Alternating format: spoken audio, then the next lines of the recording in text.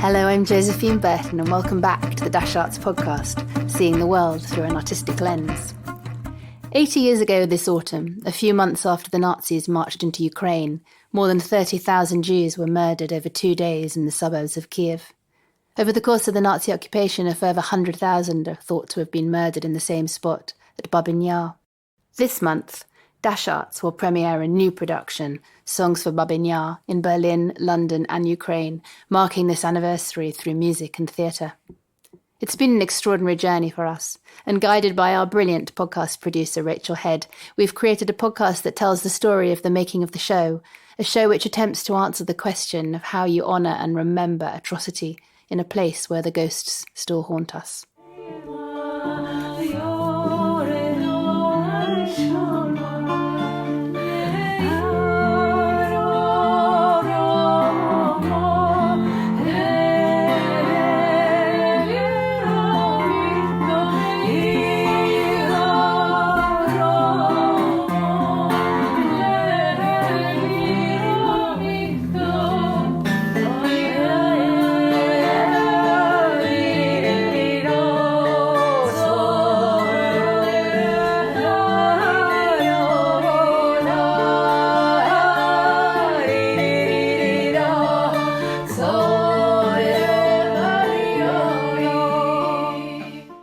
Josephine, thanks for sitting down with me again. Tell me a little bit about Babyn Yar and the piece that you're working on.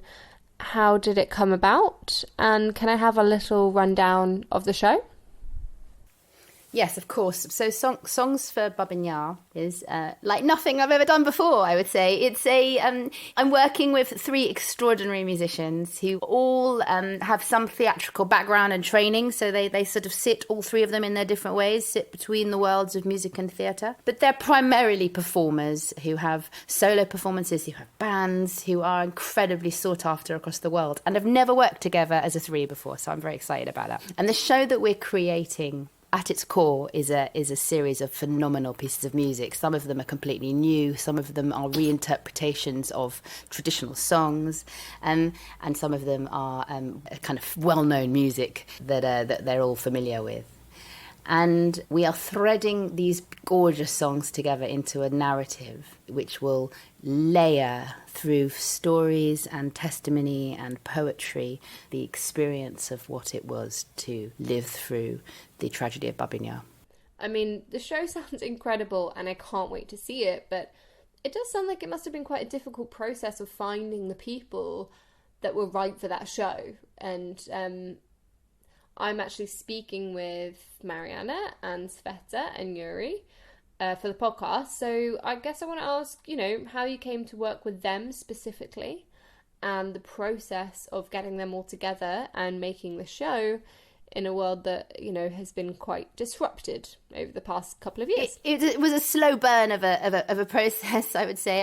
In 2017, I worked separately with the absolutely brilliant musician Mariana Sadovska, whose process is to sort of archive folk songs and then reinterpret them in her own way. And with Yuriy Gurzhy, who's a much more kind of contemporary electronica DJ, kind of wonderful artist who loves sort of excavating old records and reinterpreting them. I worked separately with the two of them. And Dash Arts spent 5 years working with artists from across the former Soviet Union. And we made some brilliant projects with musicians, including the phenomenal Mariana Sadovska as a solo artist and Yuriy Gurzhy in quite different ways as part of our programme. And then we moved into our new season of work in 2018, thinking about what it meant to be European. But I really wanted to hold on to those connections. And at some point just before the pandemic, I started a conversation with a lady called Marina Pasenti, who was then the director of the Ukrainian Institute in London, who we sat and had a coffee, and she said, I really would love to do something with you and Mariana and this extraordinary singer Svetlana Kundish, who is Ukrainian Jewish and plays amazing folk music and sings Yiddish songs. And Marina had this instinct that Svetlana and Mariana would be brilliant together. So the two of us sort of started chatting, and we got Mariana and Svetlana together, and they were up for it. And then I threw Yuriy into the mix. But we didn't really have the hook for it yet. And then it sort of occurred to us as the pandemic arose, and everything was sort of went into, I guess, some sort of stasis, so that nothing was going to move for a while.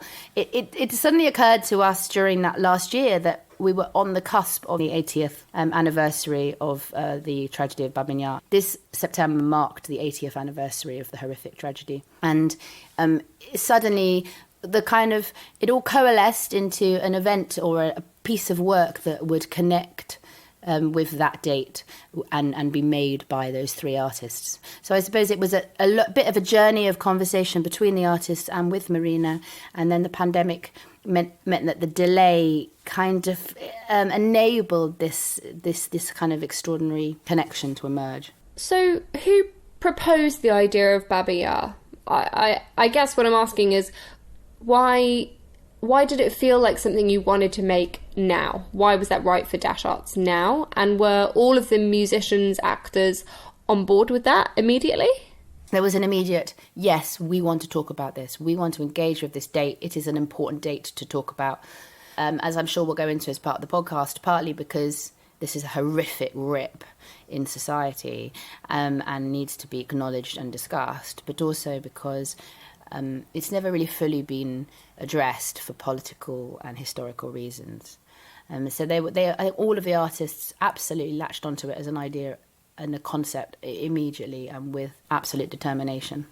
However, we then had unbelievably interesting and quite difficult conversations about how we would mark this date sensitively, protect ourselves through this process, because the minute you start excavating this material, it's just awful and very upsetting. And as musicians, I don't think the artists have quite the same kind of protective layer of skin, because they touch this art, they touch the music very intensely and don't have necessarily either the training or the ability to sort of explore that through somebody else's experience. They're very much, as artists, encountering this music as themselves. So we needed to talk a lot about how we would go into this material in a sensitive, thoughtful, protective way.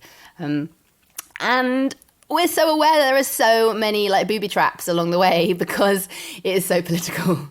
So there was absolute commitment to wanting to do it, but a real sensitivity and an awareness that we had to tread very carefully. Is there a narrative to the story? Can you tell me a little bit about what the show actually, the format of the show is going to be? That's a really good question. I've kind of got two answers for you. I think the first answer is that we're not telling a work of fiction. Our work is entirely informed by the conversations and the stories of people who experienced Babyn Yar themselves, and we're very determined not to tell it in one voice. So we wanted to layer our piece with different experiences, different stories, so there's no one person story. That's the first sort of thought to throw in the mix, that it's not a piece of fiction. It is absolutely grounded in the real experience of living through Babyn Yar. And then we were so privileged to meet the extraordinary Blankman, who is a congregant of Svetlana. Svetlana kind of has this double life of being both a professional singer and a cantor in a synagogue in Braunschweig, which is, I think, I don't actually exactly know where it is, somewhere in northern Germany. Svetlana has a great friendship with one of her congregants who's 93, has lived in Germany since the collapse of the Soviet Union, and is herself a survivor of Babyn Yar. She was put on a train in 1941, in the summer of 1941, by her parents, and sent on to be with family in Siberia, and told that her family would follow, and they never did. And she eventually came back to Kyiv after the war to find her family and discover that they'd all died. And her stories are unbelievable. Her first-hand experience is just extraordinary privilege to hear. And her kind of humanity and love of life is just so moving. So her story is really at the heart of our work. We've incorporated her voice throughout the piece, and also in the songs, as well as including audio samples to sort of as snapshots of the experience. So we've got Rachel's personal testimony. We've been very inspired by an extraordinary book by someone called Anatoly Kuznetsov, who wrote a book called Babyn Yar, a document in the form of a novel, and that it's an episodic stories. It was written like a diary, but published after the war, and we've used his writing, and then poetry by contemporary poets. and certain modern poets. So it's a mixture of them, and we go through the cycles. I've been thinking a lot about the lived experience of trauma, and we're not going through it. It's not going to be a sort of natural progression of a kind of chronological story of the experience of living through Babyn Yar and the Second World War into the future. It's more about rethinking and retelling the story over and over. I suppose experiencing what it is to go back into this place from a kind of, I guess, a experience of kind of traumatic experience, but with this unbelievable music and with an attempt to find some peace in that experience at the end. So it's not going to feel hopeless. It's going to feel extremely beautiful and poignant and moving. And there will be, I promise, some kind of element of hope and possibility at the end of the work. What did you already know of the background of the people working on this show? Because I imagine that makes a difference to how difficult these conversations are to have. And how important was it to you to be able to bring in the real life experience of these people and the team that you created into the show? I think the work that we are building together with Mariana and Svetlana and Yuriy, and also myself and Yael, who's our dramaturg, and Marie, who's this extraordinary designer, Marie Blank, who's helping us to design the piece, but also, most importantly, caption it so that all of the lyrics, which are in Russian and in Ukrainian and in Yiddish and in Hebrew, are projected really brilliantly and thoughtfully and embedded into the set, so that we as an audience member can experience, the full texture of the work.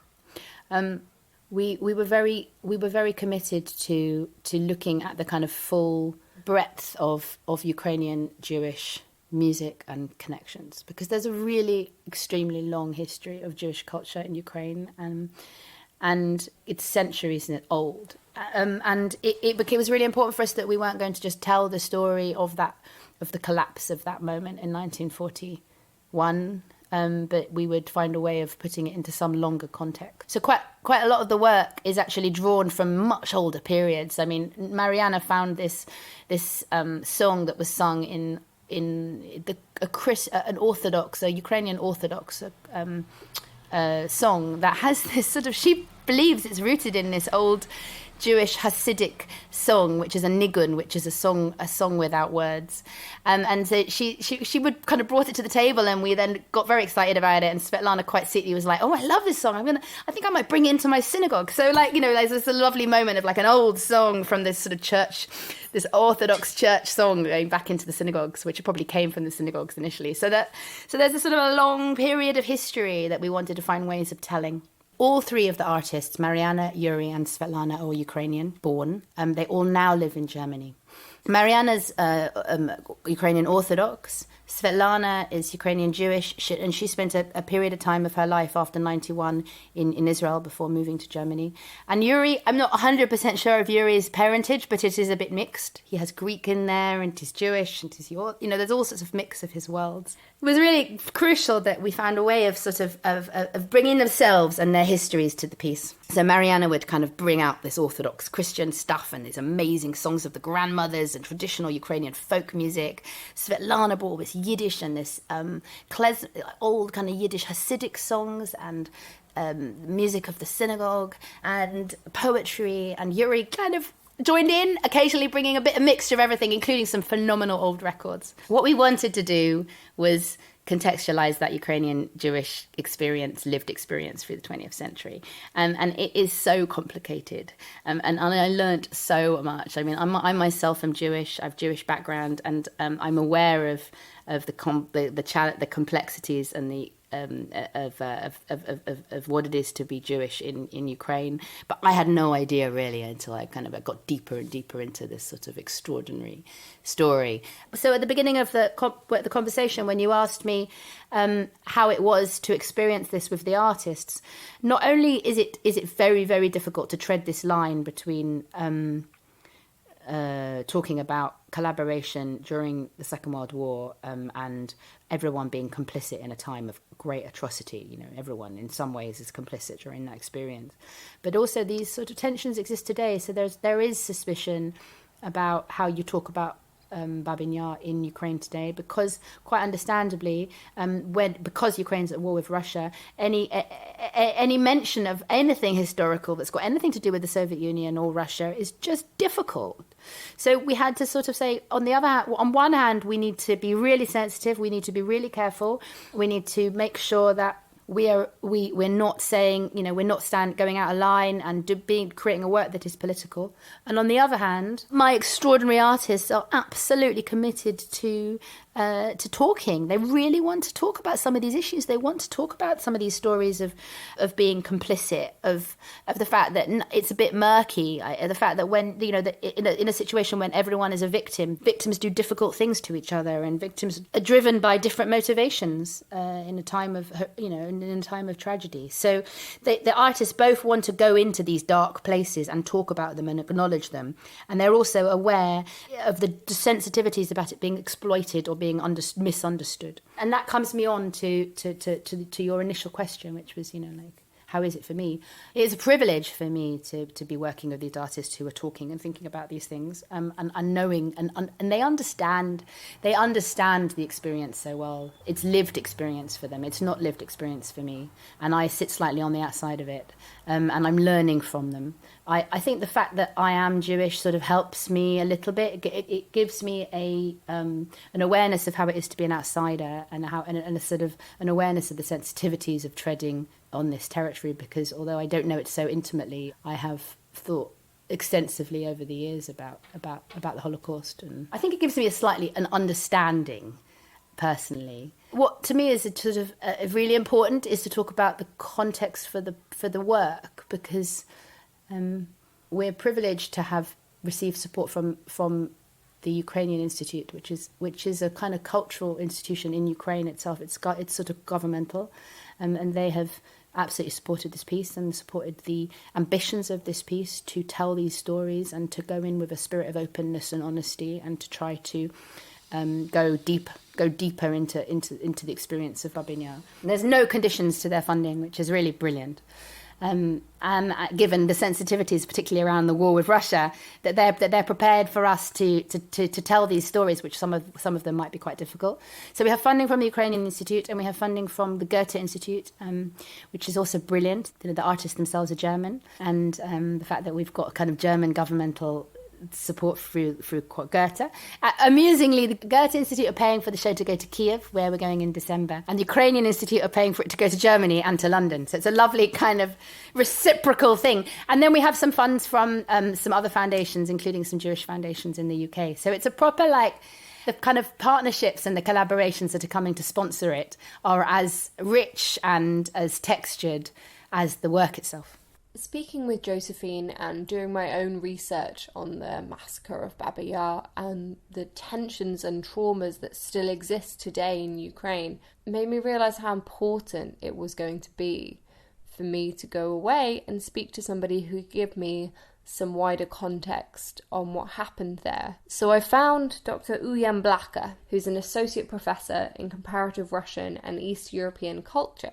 I asked him to give a little bit of context on his work on Babyn Yar, as well as to give us a little bit of context on what happened to try and unpack the tragic history of the site.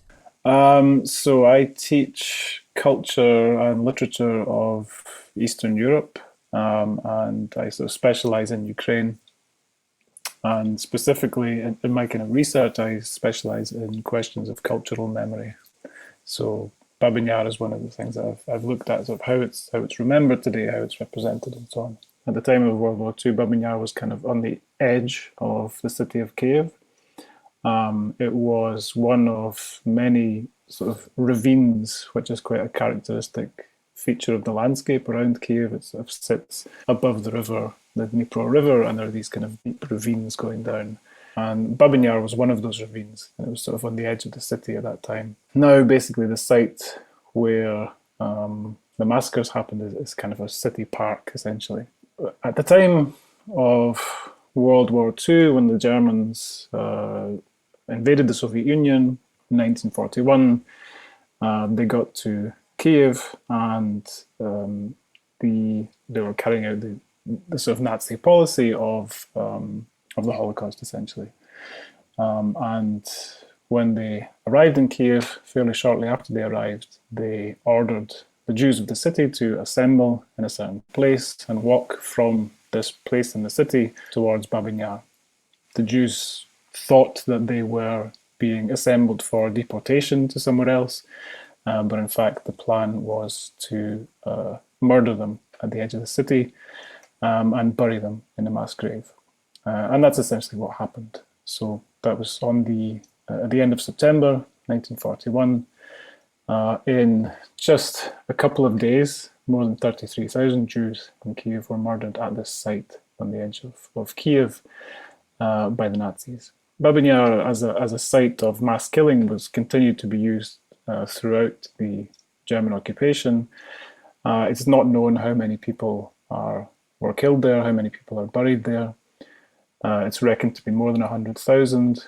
The largest group of victims are Jews, but the Nazis also murdered others there, such as Roma, mentally ill people from a nearby hospital, Soviet prisoners of war, also Ukrainian nationalists.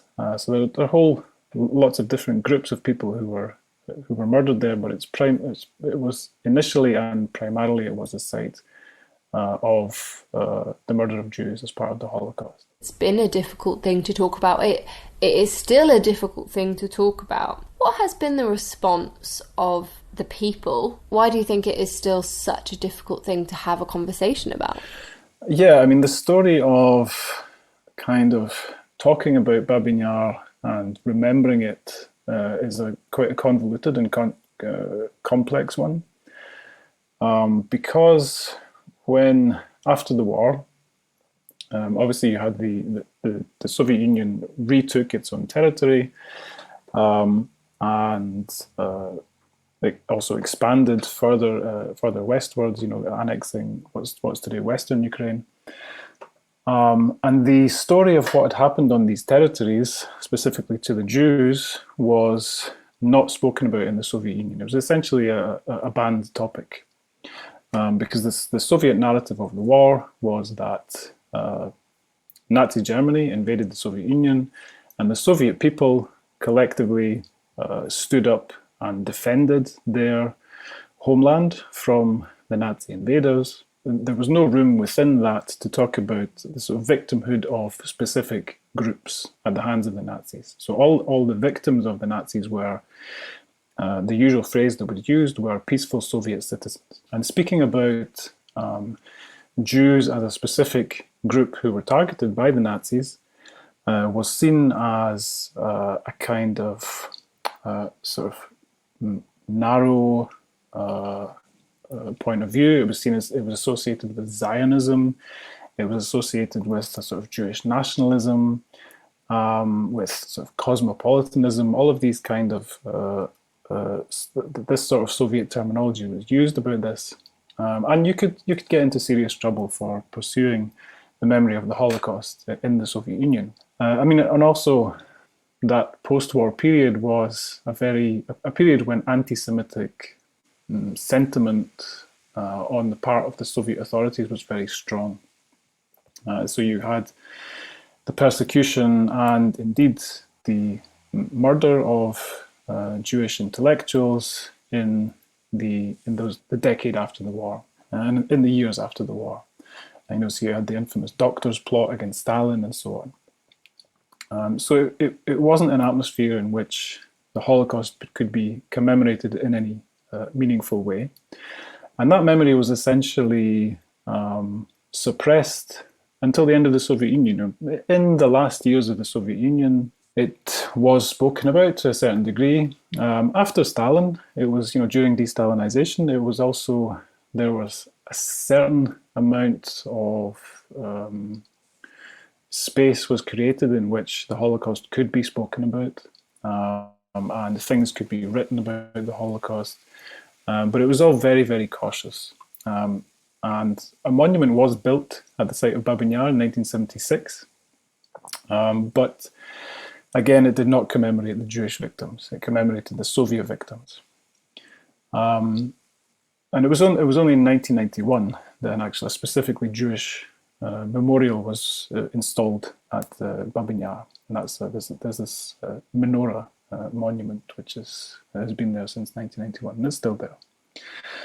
That's very recent. Yeah, that's fair. I mean, after the collapse of the Soviet Union, and as soon as, when Ukraine became independent, all of these kind of official, the sort of official ban on what you could and couldn't say about the past was removed, and people could come and could propose commemorative initiatives of various kind. But what you see after 1991 is that nobody really takes responsibility for the site. So the state is, I mean, for various reasons, the state is not really interested in particularly pursuing this topic. There are lots of reasons. You could say it just wasn't particularly a priority. There was, Ukraine was economically in a very bad situation at this time. They barely had money to build roads, and never mind build monuments. There perhaps wasn't the kind of political will at that time. You could talk about the Jewish community in Ukraine and Kyiv, which was depleted obviously by that time. It had been depleted by the war, but people had been leaving as well. And a lot of Ukraine's Jews left around the time of the collapse of the Soviet Union as well. So you had a sort of smaller community there, which, with maybe less clout and less influence, in terms of kind of influencing the sort of commemorative processes in the city. But you do see a lot of small monuments being put in Babyn Yar by small kind of sort of interest groups. So obviously there's that monument, but there are other monuments which were put up during the 90s and the 2000s, to monument to Ostarbeiters. So that was Ukrainian Soviet citizens who were deported to Germany and sort of used as forced labor. There's a monument to the children of Babyn Yar. There are monuments to Orthodox priests who were killed there. There was a monument to Ukrainian nationalists, and so on. There are actually a couple of dozen of these small monuments all over the site. Because of what had happened after the war as well, it was very difficult to actually sort of identify where these murders had really happened. And it's only really been done in the last couple of years, with any degree of accuracy. Because, on the one hand, there was no... on the one hand, the Germans tried to cover up what had happened. So there's a very sort of grim and gruesome history of them digging up the bodies and burning the bodies in order to kind of get rid of the evidence. Then in 1961, there was a massive sort of landslide at the site. And this was to do with, I don't remember the exact story, but this was to do with a dam breaking and kind of a mudslide, a very, very large scale mudslide happened at the site, and it kind of filled in the ravine. And also it actually killed lots of people as well. People's houses were caught up in this. And that kind of really, really changed the landscape. And then it was sort of redeveloped as a park. So with all those changes in the landscape, it became very, very difficult to actually, say where things had actually happened, and to sort of, it was, there's this sort of complex process of erasure that happened basically there.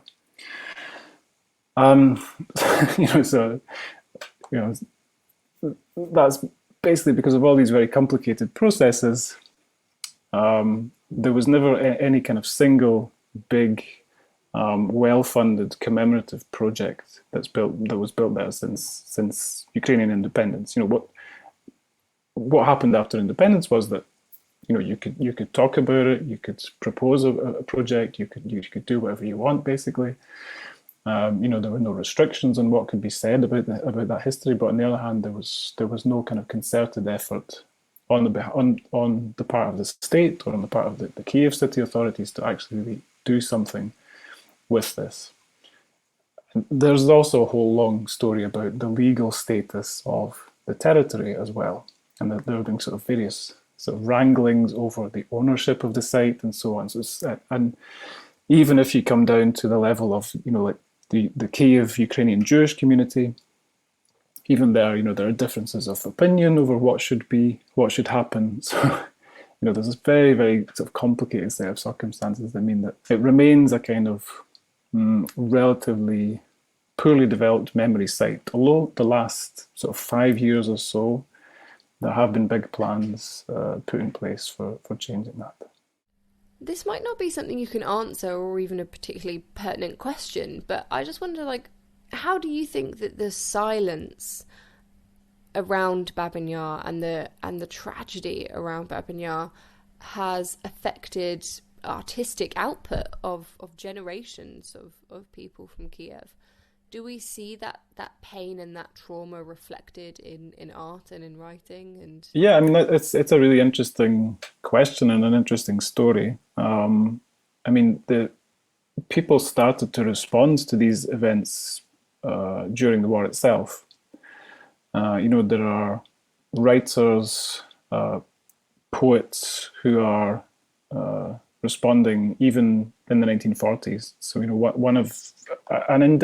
multiple languages, because, it's worth remembering that Kyiv at this time, or just before the war, was a multicultural city. It was a place where many languages, you could hear many languages on the street, and historically it's been a very multicultural place, with obviously Ukrainian, but Russian and Yiddish and Polish and even German to an extent as well.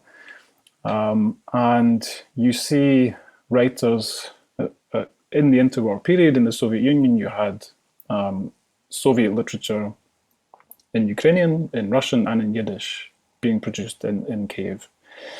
And those writers are writing about Babyn Yar from very, very soon after the events. One of the most famous is a Ukrainian poet called Mykola Bazhan, who was writing about this already before the war had ended. But there were Russian language writers and Yiddish language writers as well, who were writing about this. And you also have the kind of sort of journalistic or more documentary types of writing. We could talk about Ilya Ehrenburg, for example. We could talk about Vasily Grossman, kind of maybe more generally about the war on the territory of Ukraine. Then, as I said, after the Second World War, the topic becomes something which is something of a taboo. But there are writers locally who are pursuing this even in the 1950s. So another important name here is Viktor Negrasov, who was a writer from Kyiv who wrote sort of in the Soviet press, looking at developments in Germany and Poland and saying, the Holocaust is being commemorated there, and we are not commemorating the Holocaust as it happened in Kyiv, in the Soviet Union, Ukraine, and sort of asking, why has this not happened?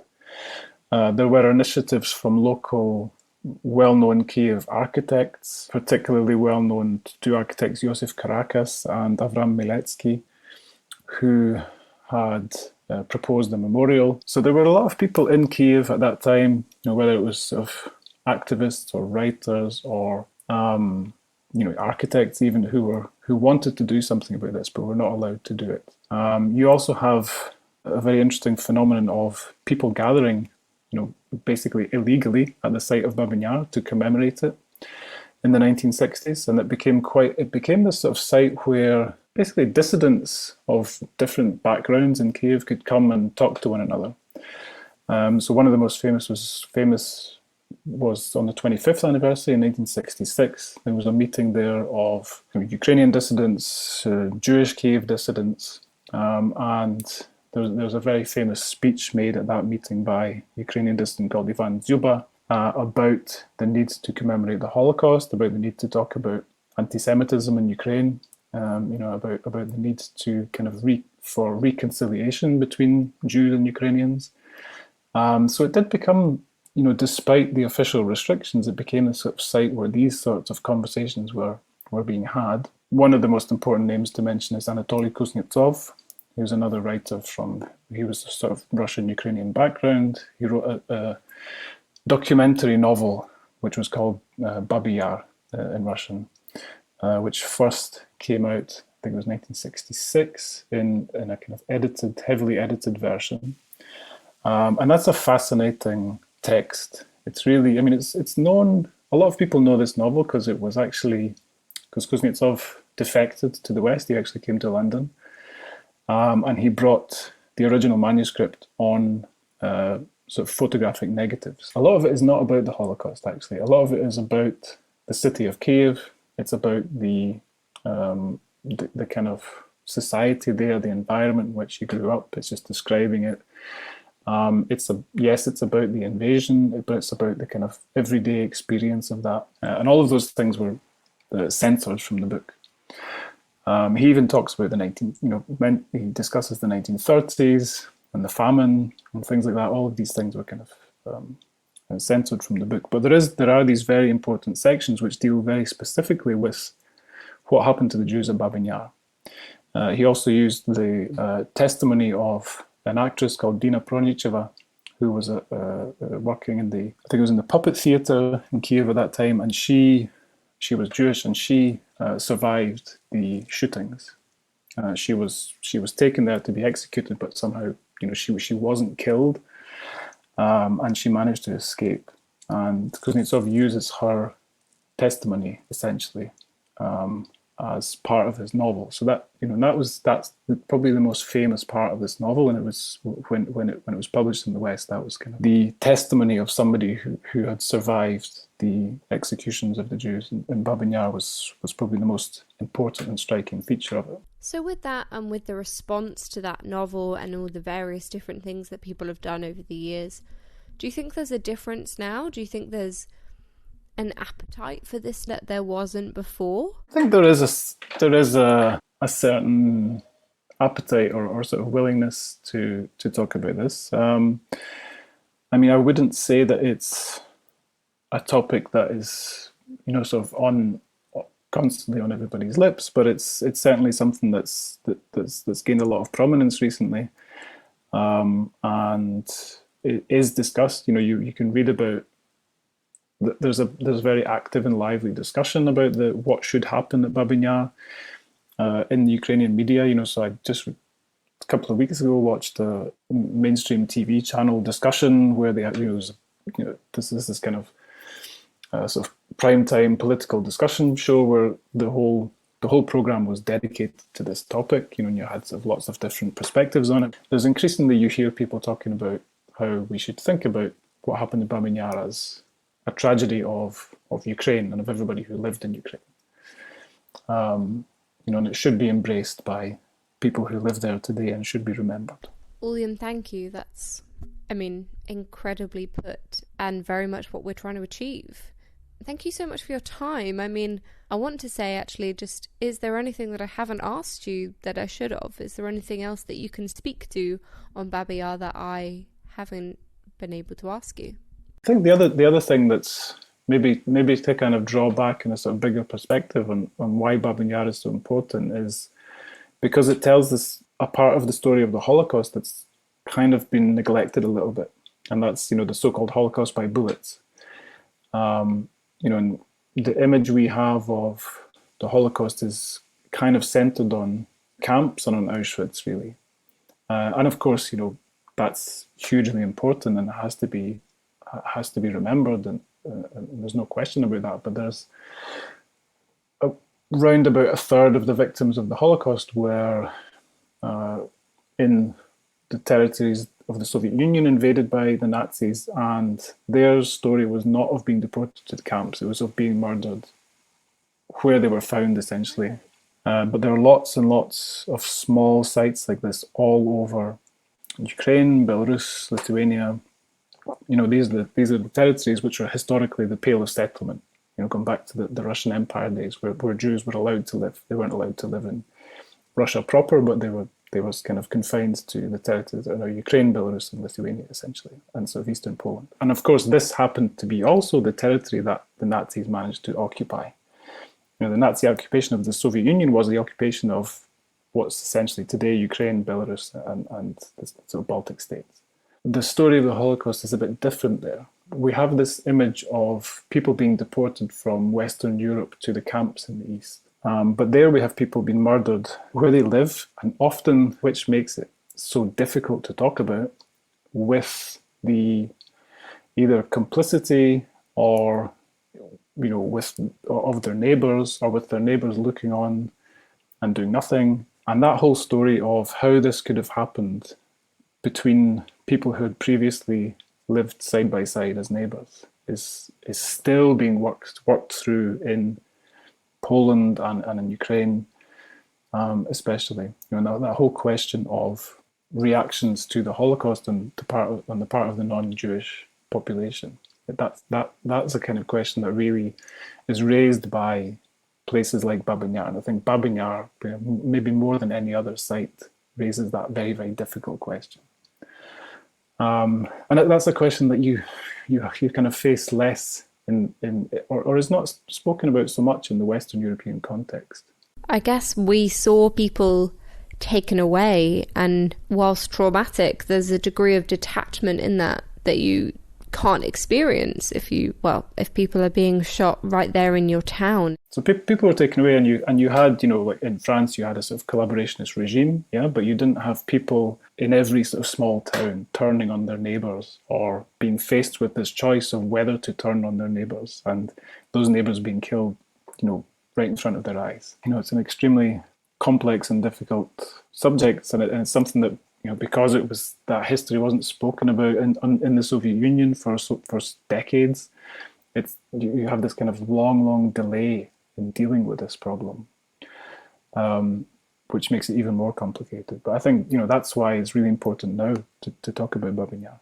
I had the absolute pleasure of speaking with the musicians for Babyn Yar, Svetlana Kundish, Mariana Sadovska, and Yuriy Gurzhy.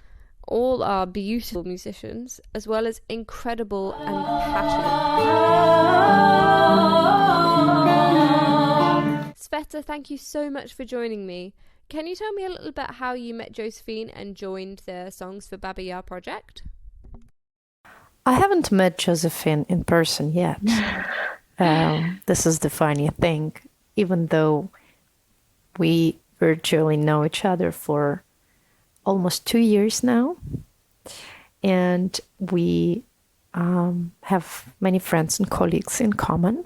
Actually, it all started from a concert at the Jewish Museum in London, I believe 2 years ago. I was invited to play a concert with Alan Byrne, and Marina Pesenti from the Ukrainian Institute was at this concert, and she liked the show, and she also knew Mariana Sadovska, and she had the idea of creating a project which would involve some musicians and among others, me and Mariana.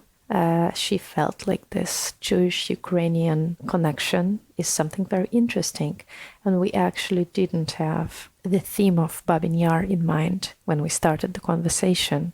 It was very clear from the start that Yuriy Gurzhy, our dear friend and colleague from Berlin, is a very important part of whatever it's going to be. And very soon we realized that this year is the 80 years since the massacre, and it was clear that we actually cannot talk about Ukrainian Jewish connection, history, tradition, culture, or anything, avoiding this.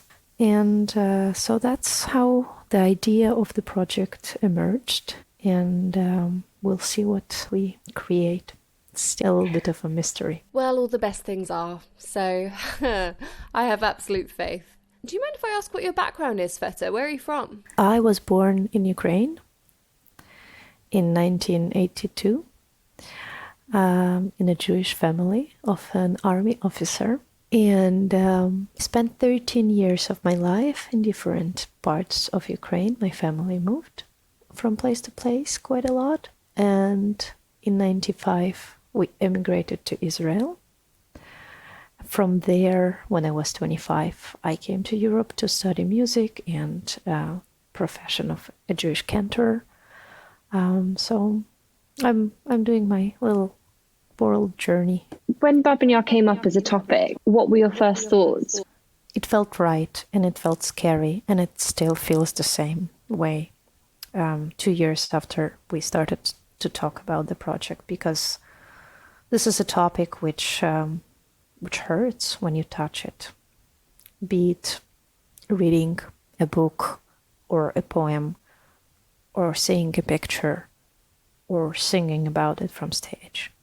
It really hurts, and it touches a very deep, scary place, and it brings questions about human nature. So I am approaching this project, and now we are at the final stage when we're actually creating the show and bringing it on stage with all the fears, but with all the certainty that we have to give it a voice. This particular setting, this particular ensemble, this group of people working on it together. At the same time, a very important moment for me was that I have a very dear friend. She's 94 years old, and she lives in Brunswick in Low Saxony, where the community is located in which I work as a cantor. Her name is Blankman, and she's a dear person to my heart who lost her entire family in Babyn Yar. I met her about 8 years ago. We became very close very quickly. I heard many stories about her life, and among those were the war years, the last days with her family before they perished in Babyn Yar. In our synagogue in Braunschweig, in Brunswick, we have a tradition during the Yizkor prayer. It's a prayer, part of a service in which you remember people from your family, your friends, people from your community who are not among us anymore. You say special prayers, communal and personal prayers. And we always use some poetry which talks about Babyn Yar because of Rahil as a part of the ceremony. So it's already a tradition. It's minhag hamakom, we say in Hebrew, of my community. The voice of Rahil is also part of what we are doing on stage. Her story, her memories, which she shared with us. And it's precious and it's hard. She's a unique person, and I'm very glad that the story of her family and her memories will stay in this piece for many years from now. I mean, it sounds exceptional, and I can't wait to hear it.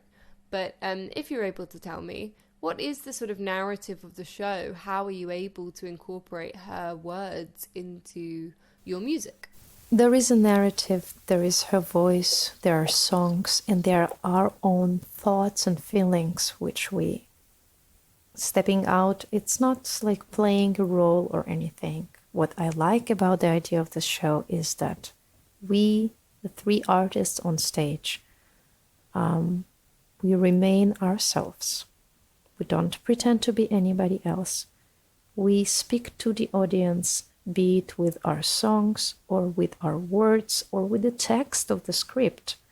There is a lot of room for improvisation in terms of spontaneously speaking to the audience, sharing feelings and thoughts and opinions.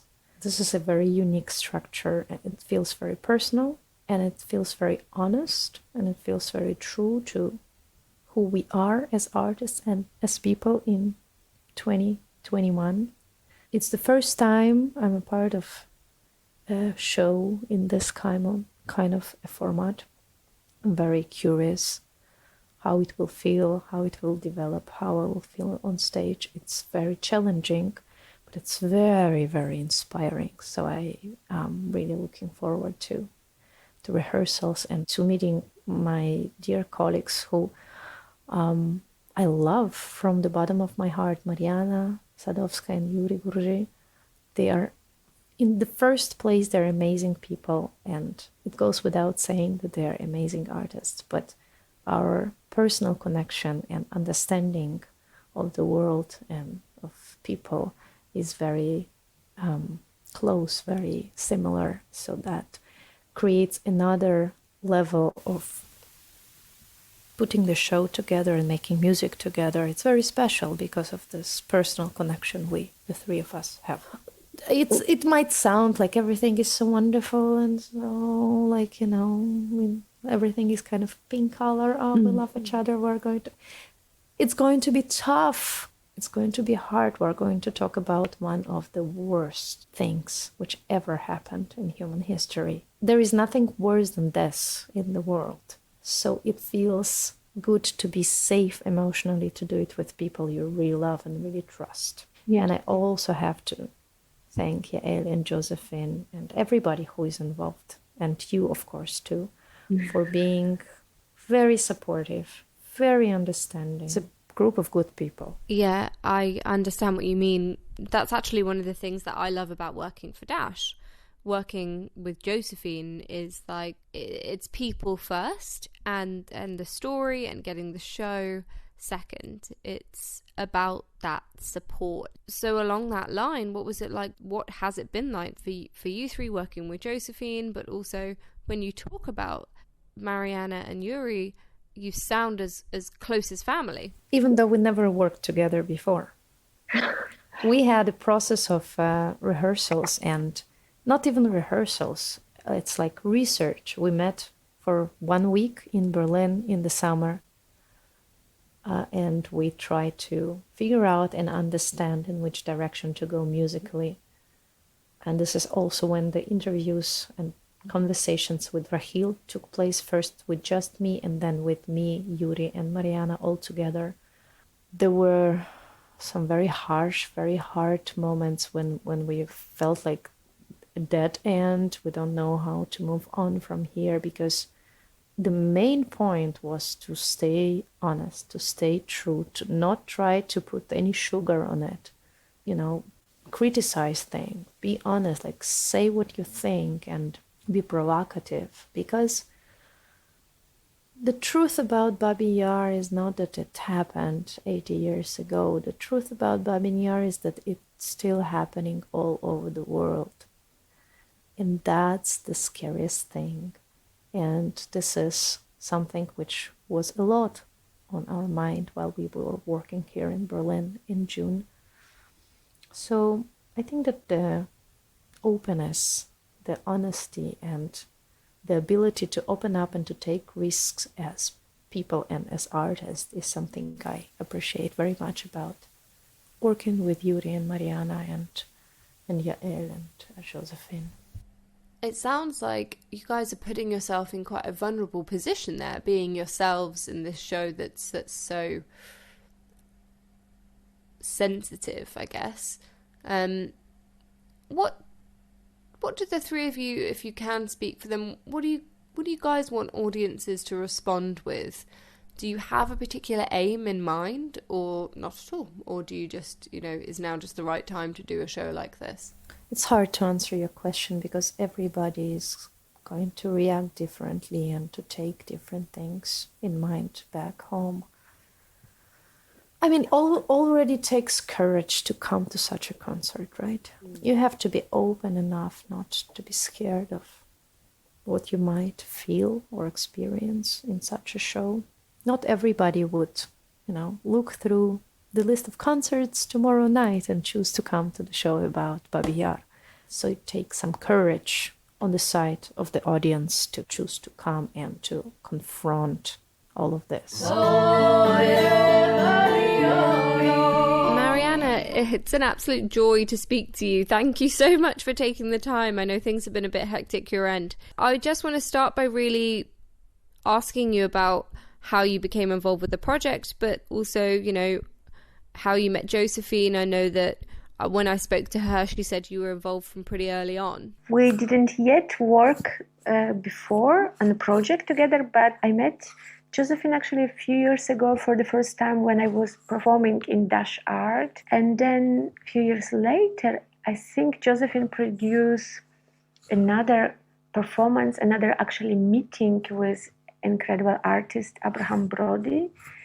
And so basically it was for us possibility to come to London, to meet in Dash Art, to rehearse, and then to share our meeting with the audience. Till today, I mostly knew Josephine as a producer and as a person, and I'm very happy and curious and excited now to meet Josephine as a artistic director. Until now, our collaboration is going intense and very smooth in the same time.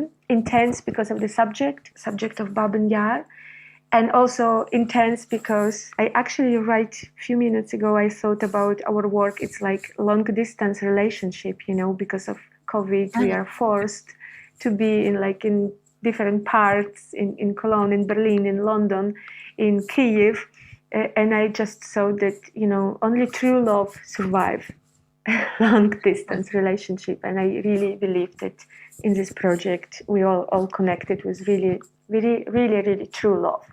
Sveta told me about having Rahil in the room, but not in the room, in the Zoom room, and that must have been quite odd.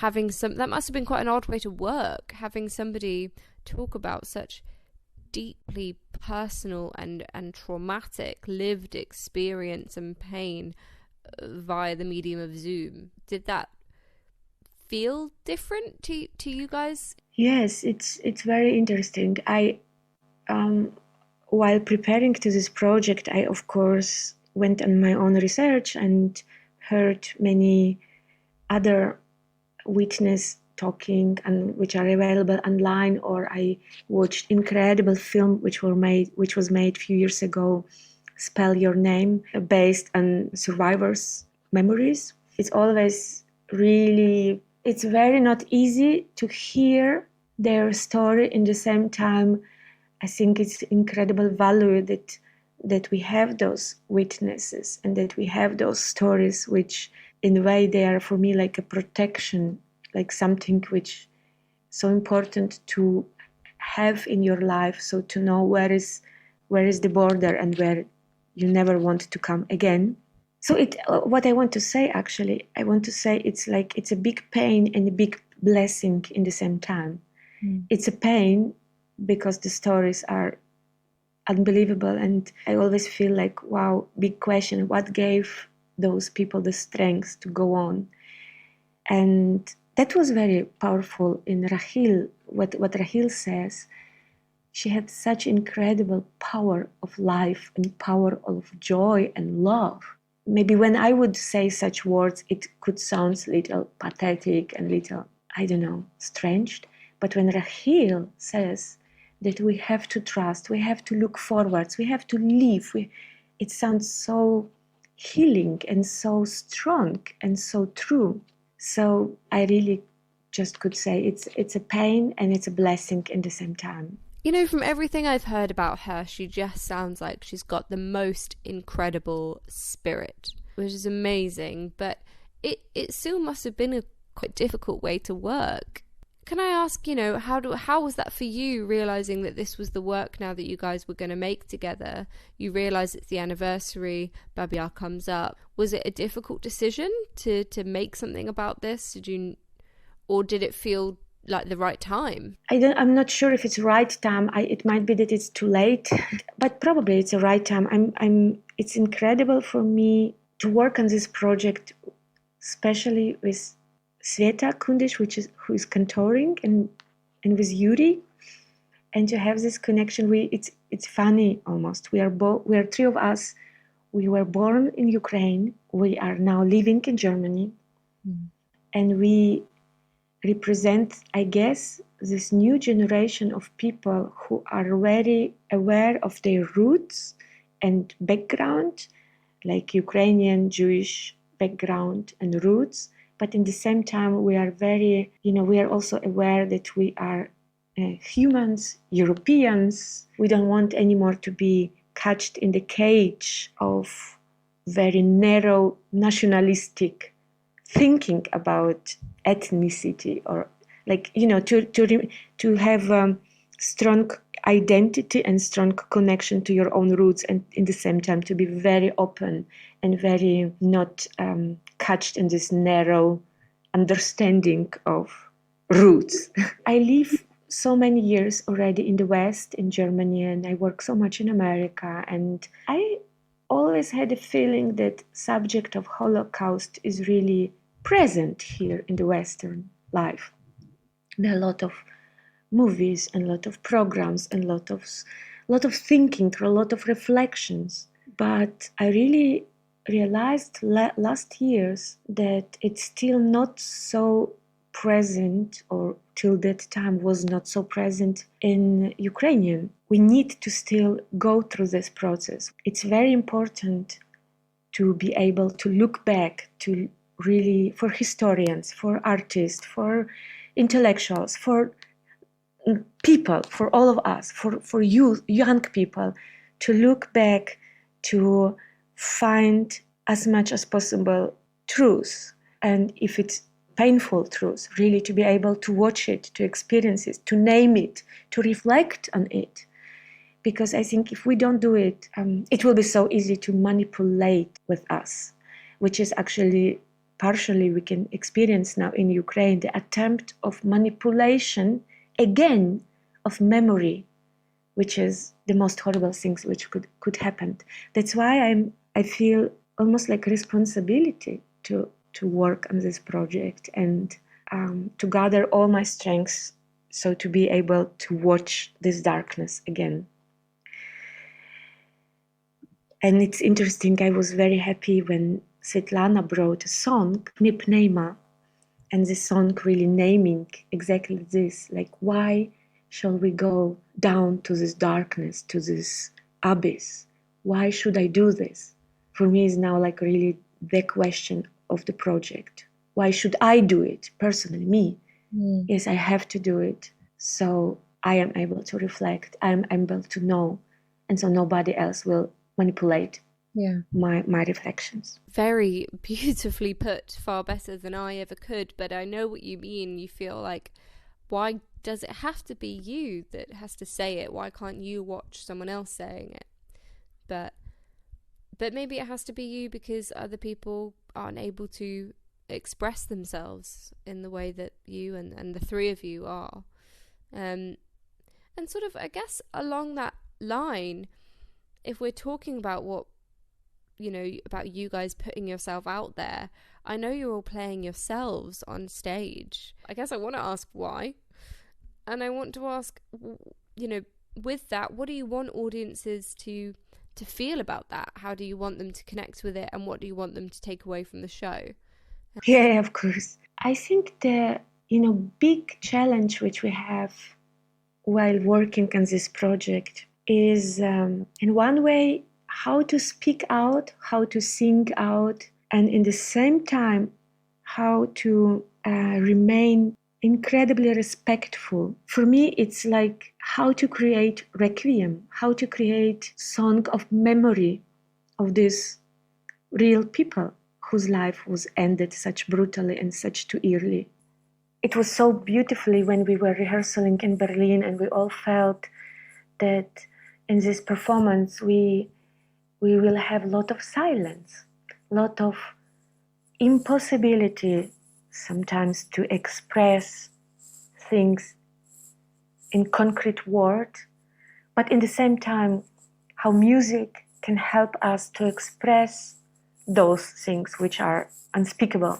For example, when I observe what is going on now in Ukraine with the memorialization of tragedy in Babyn Yar, I really feel that there is a big danger when artistic ego, artistic self-love, I don't know how to say, is bigger than wish and this very respectful need to memory the people.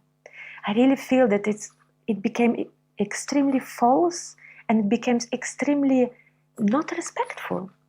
And this is biggest challenge for us, how to avoid it, how to not to do it. And one of the way which we all came is to be very personal, to be very intimate, to be very, like watching yourself in the mirror, to ask the most difficult question yourself, not the others, but just really what I will do, how I would feel, how I would decide. When Josephine came with the concept that we will be having on the stage those different spaces, like one space is our rehearsal room, our stage when we are musician, artist, and another space when we are me, Mariana, Svetlana, and Yuriy, just face to face to the audience, very intimate and very honest. I think it's really good form to help us to achieve.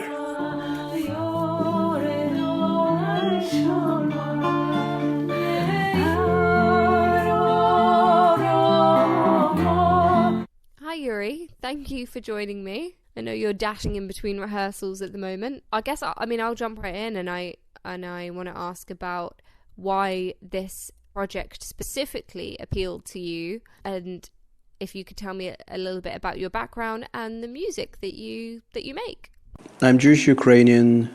I was born in Kharkiv, Ukraine in 1975. I left to Germany with my parents and my grandparents in 1995. And I've been doing music ever since. What specifically is your musical specialty? Well, I play a bit of everything, I would say. Mostly guitars and sometimes keyboards. And this is what I'm playing this show. But I also created some music collages that, or mashups, that I produced in my studio in my brother's home. So I'll be a bit of a DJ and guitar player and noise maker and singer in this. So you joined the project slightly later. How do you know Josephine, or do you know Josephine? I certainly do. Josephine is one of the few people in my life I have an impression I've known for many, many years. We did meet much later, I guess, and since then kept in touch for years, I think. But it's just this feeling of knowing her for half of my life, which I know is not true, but I like it this way. Mariana and Sveta have both said that you guys that you sort of went through this experience together, and now you feel like, they've both said like family, but can you speak a little to what that was like and what working with them was Absolutely. I both know Mariana and Sveta. I think they haven't really met before the idea of this project came up, but I both knew them separately for years, but we were never as close as we became while working on this. I love them both. I love their music and their voices, and I couldn't even imagine that at some point we'll have a chance to work together. So I'm really happy this is happening now. Why now for you? Is Babyn Yar a topic that you have wanted to explore, or did the opportunity just happen to present itself? Well, this is interesting. I think this is a tragedy as Ukrainians and Jewish Ukrainians, well, in my and Sveta's case, living in Germany, are carrying with ourselves for all our lives. But it's also something I was exploring. So I was somehow in this when Josephine called and asked whether I could imagine joining this project, and I was like, yes, this sounds actually like something I've been already working on, It's still just such a difficult topic and such a tricky thing to talk about, and that's why we should do it, I know, but do you personally have any apprehension about taking this show to Kyiv? I think Kyiv needs this as much as other places do, or it does, but it's also different because if probably in places like London or Berlin, not everyone is aware of what Babyn Yar is about, what it means to the history of the 20th century, of Jewish history, of Ukrainian history, of world history, of the history of the Second World War, then in Kyiv everyone knows that. But Babyn Yar is a subject of controversy, also recent controversy. It's also, starting from the 60s, this is something that was really polarizing and controversial in many different ways and stays this till now. So I'm looking forward to play our piece in Kyiv, sharing our thoughts and perspectives this. That's a really interesting point, because different countries and different cultures will see totally contrasting things in the show, and their own lived experiences will totally inform what they see. What do you hope audiences get out of it?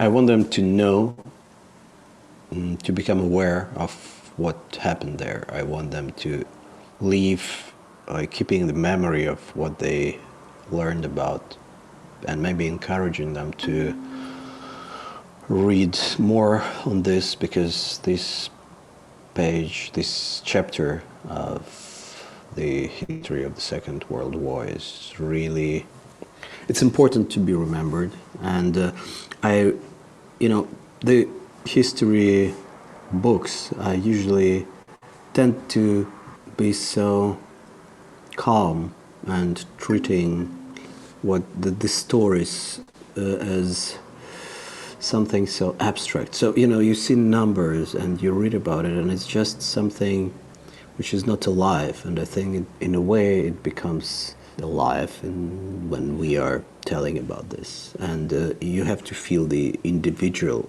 pain. I think we connect with this on some very personal level, I believe, like all three of us.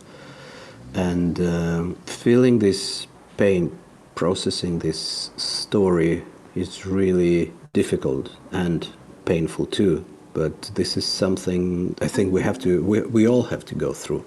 So we are taking our audiences on this very difficult journey.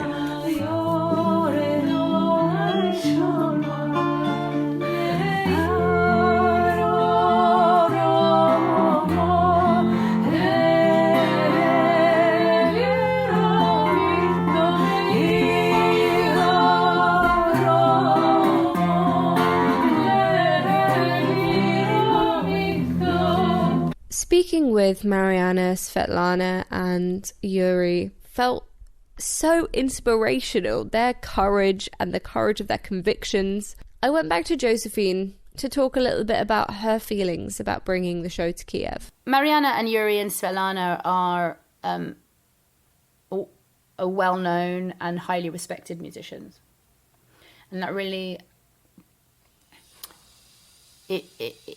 there's an awareness in the Ukrainian communities that anything that they touch will come from a place of integrity and commitment to truth and sensitivity. So I'm not concerned that people being worried about us touching the piece, if that makes sense. Like, I feel like people will trust, the audiences will trust us. Mariana is committed to uncovering and telling some uncomfortable truths about her own experiences with encountering anti-Semitism in her communities. And she feels that it's really important to call it out and do it with love, but call it out and talk about it.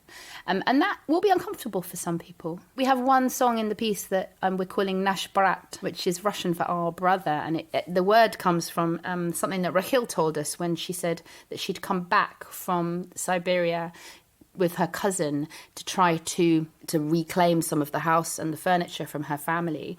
And for her, that was her family's, and a Jewish family had occupied the house post-Second World War. They'd returned as well, and they'd occupied their house and had taken the furniture. And Rahil and her cousin knocked on the door to try and get back into the house, receive some of the furniture. They had nothing. I mean, she said that they had absolutely nothing, nowhere to live, no money whatsoever. And these occupiers refused to let the two girls in. And so Rahil said, you understand, they were our brothers. They were our brothers, and it was sort of code for they were Jews, and they'd been through the war, and they'd experienced it too, and they didn't let us in. They didn't give us a thing. And she said that this Ukrainian neighbour in that block, who had absolutely nothing, gave them a place to stay on their floor. This story is unbelievable. And eventually, Rahil went on to tell us that the one day they'd left the door open and she did go in, and a cousin did see her furniture in the house, and it was all still there, and they managed to get some of the furniture back eventually. And she then said that they just literally burnt the furniture for firewood.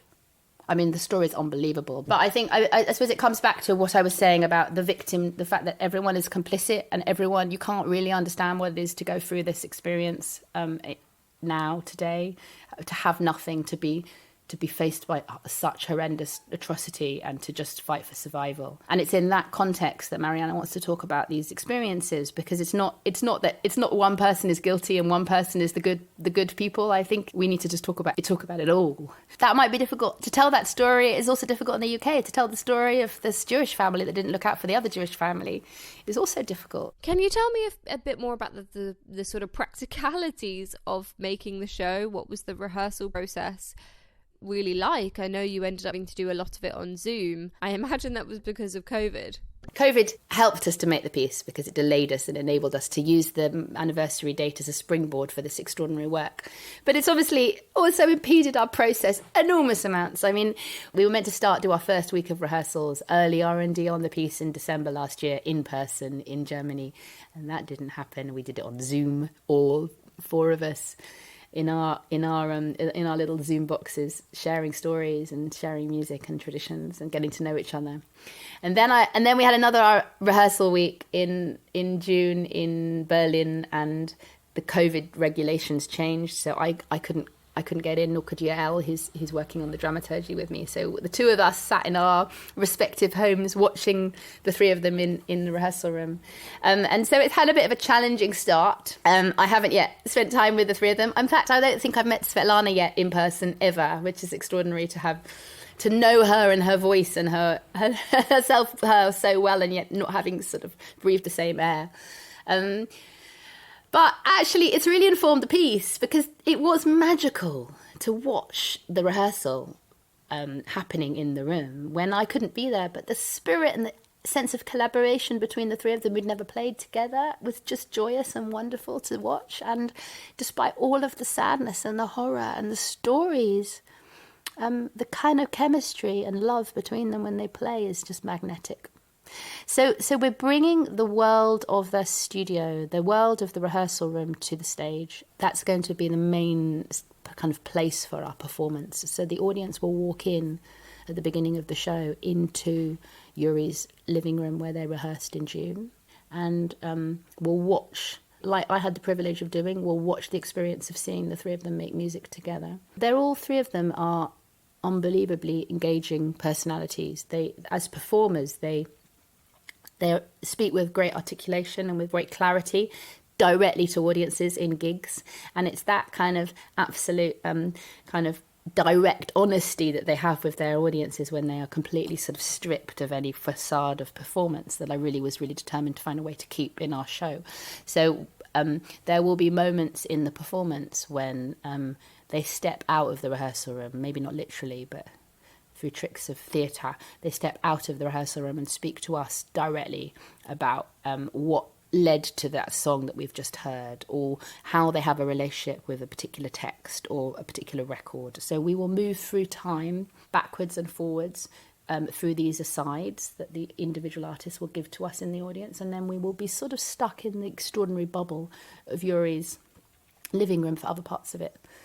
So that's the sort of premise, is finding a way to bring the collaboration and the kind of community that they created to the stage, at the same time as providing the history and the context, and really importantly, bringing other people in. So we have Rachel, who was very much a part of our rehearsal process, even though she was sort of on Skype from Braunschweig. She will be joining us in the rehearsal room through the wonders of technology. And then we also have Kuznetsov, Anatoly Kuznetsov's book, which I mentioned earlier. He's the sort of the writer who wrote about the experience of living through Babyn Yar. And then we have the amazing poetry of Mariana Kyiv, who's a contemporary Ukrainian poet. And Mariana has written new music to her poetry. And she wrote a series of poems about Babyn Yar, voices from Babyn Yar, and we will bring some of the voices of the poems in Ukrainian into the rehearsal room.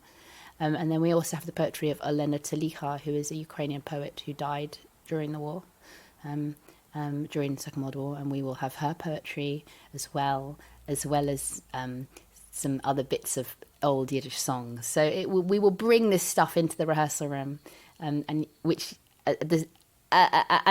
kind of to add to the texture and the layers of the piece. So speaking wholly as the director of this show, rather than the artistic director of Dash, what is it that you personally want audiences to take away from this, to feel when they come and see it? I want Songs for Babyn Yar to tell the stories of the experience of Babyn Yar in a more complicated and more rich way. I believe that music can open portals to that experience. It can kind of open hearts. The possibility of the kind of beauty within the music enables us to go to places of darkness, I think, and emerge from them the other side in a way perhaps that you can't when you're listening to text or listening to reading or seeing pictures. There's something about music which holds your hand in a different way and guides you. I feel like the encounter of this horrific moment in history is... I don't want there to be easy answers, so I feel that the layers of the story, the different voices that we're bringing into the piece, do something really important in terms of reminding us that there's no one truth, and that's really important too. The different voices in the story and the different musical voices will enforce that there isn't one way of telling and understanding history. And of course, there's something about these kind of tragedies like these are continuing to exist, kind of when kind of intolerance and chaos kind of mix together, and just the importance of an awareness to understand that. The music itself is exquisite and powerful and utterly transporting, and I want people to have a transportative experience. I feel like that's also at its heart the most important thing. When you listen to them, the three of them playing music together, it is incredibly moving, incredibly touching. And I think if people leave the theatre with their hearts opened, having experienced something unbelievably moving and powerful, and heard some stories that they'd never heard before, and seen this story told in a different way, that will be enough. A huge thank you to all my speakers on the Dash Pod this week, to Uilleam, Mariana, Sveta and Yuriy, and of course our artistic director, Josephine Burton. Songs for Babyn Yar is going to be on Sunday, the 21st of November at JW3 in London, if you want to come along, or we are live streaming it as well. And then we'll be in Kyiv the first week of December. If you're enjoying the Dash Pod, please do like and subscribe. It helps us stay visible and means the world to us. I'm Rachel Hedge, and see you next time.